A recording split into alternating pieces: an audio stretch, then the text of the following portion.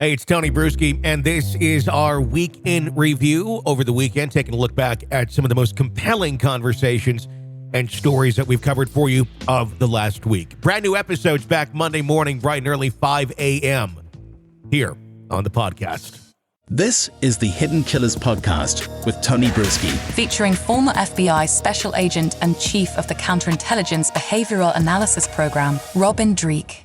So what does one do when the expert witness that you hired to come testify goes back to office workplace and starts recanting their testimony to coworkers, allegedly? That seems a little bit odd, and it actually ended up with an FBI visit to someone in the Kohberger expert witness camp the last couple of days. And Taylor having issue with it, but at the same point, is this something you really can have issue with when they're going back and recanting testimony right after they gave it? This is the most perplexing thing to me. As I've said before, I got to caveat this. The FBI and criminal investigations cover a wide swath of things. And my area of expertise is behavior and counterintelligence and things like that, and human behavior in general. And yet, the biggest thing that struck me with this one, I don't know why the FBI interviewed them. This is not an FBI investigation. No. The FBI is a resource and a tool in the state's investigation. Why would, and I get that the prosecutor asked two FBI agents to go interview Gabriela Vargas again. And I'm like, why would they ask the FBI? Why don't they send their own investigator? I mean, the whole thing is just like, it just fueled the defense's fire really well, I think. Very much. And that's my initial question. Yes. It sounds real official. It sounds, we're going to get to the bottom of this because we're sending two FBI agents to go and question her about it. But again, why was it not local? Why was it not just local authorities who are investigating or state officials? Why is the FBI digging into this when Bill Thompson asked them to go and do it? I mean, I get it. I totally understand if someone recants their testimony. You should probably figure out what the hell's going on there. Is this as big of a deal as it seems to be right now, or is this just, look, we hired the wrong person for this job, and it kind of gave us this hiccup, but it really shouldn't be affecting much of this case? We just got to... I'm kind of with you on this. I don't think it's a big deal. I think it's a hiccup because genetics is genetics, and we all know that it's, there's a slight margin of error on these things. And if she recounts some of her testimony because she didn't read the entire document as it said, okay. And the only other thing I thought of is maybe the FBI did the initial interview with her and the initial, so that's why the prosecutor sent them in to redo the interview or question her again. That's the first thing that struck me with this whole thing, though, is why is the FBI still involved in this beyond like the lab? Because this is not what we do. Yeah. So it's just odd to me. It does seem very odd as to why this is even taking place. It also seems odd to me why Ann Taylor is arguing it, though, as well.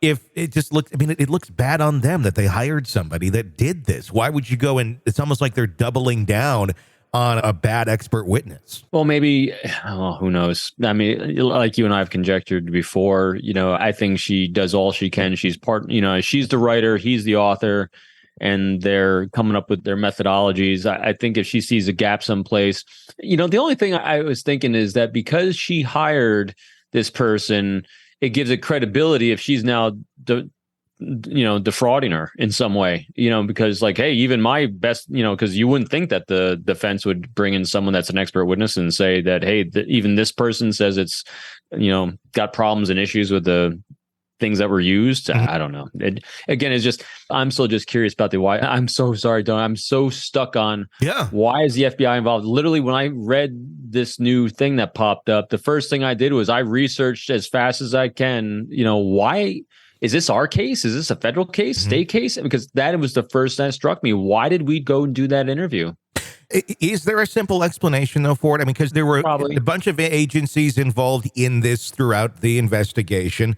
Maybe, like you said, maybe they did the initial interview, and that's why they went back. I don't know. It seems like anything and everything at this moment in time, Ann Taylor is really making a large deal out of. Some things, sure, that's your job. I get it, but others, I just don't know that I'd want to put a magnifying glass on things. When we're talking about some of the other things that have been brought to light, literally in documentation, is this idea that everyone is focusing on Brian Kohberger's crotch.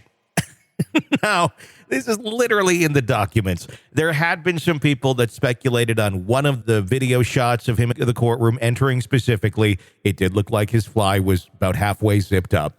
I think anybody's going to make that statement and point that out if with anybody, if this is how they're dressing as they walk into the courtroom, and maybe they didn't realize that as high profile as this is. But it certainly was far from the camera focus on most of the hearings that went on. Are they just kind of grasp at anything and try and get the cameras out with any reason they can possibly go for right now? I would say so. I didn't even pick that one up. Boy, the whole defense on this it's all over the place. It's seemingly, it's one of those things that's kind of like shooting a shotgun and hoping one of the pellets hits. And it's the most puzzling thing to me but again, I think it's a sign of desperation. And it makes me wonder, how many more random shots are they going to take out there that really don't go anywhere? And how will that end up affecting the credibility of the case from the defense standpoint? That seems to be their biggest concern, is credibility, making sure that the witnesses or that the jury is not tainted. And those are good things to not want to have to deal with in your trial. You want a fair jury. You want all of it to go forward, but it feels like they're stirring the pot and almost creating issues where there maybe are none. I really think at this point they're doubling down on their methodology. So again, we've applied the behavior arcs of people's lives to Kohberger and the other people we've examined. Now we can apply it to defense in this. This is their behavior arc. And when you said, I wonder how much more they're going to do, they're going to continue to do it right up until, I think, the trial, because this is their behavior arc of constantly picking, going.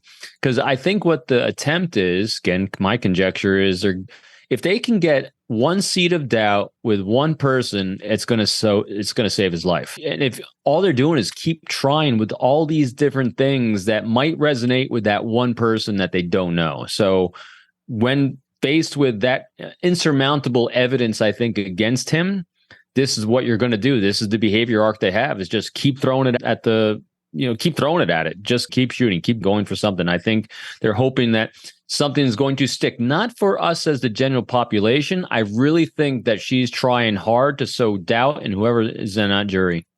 I would agree. So delaying this now, and who knows when it will end up actually going to trial next year, the following possibly, that also gives them more time to try and get death off the table, correct?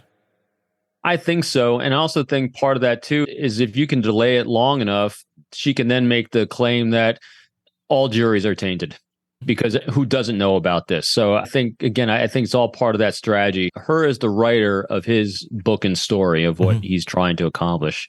And the father, too. I really think the father's probably heavily involved in this strategy as well.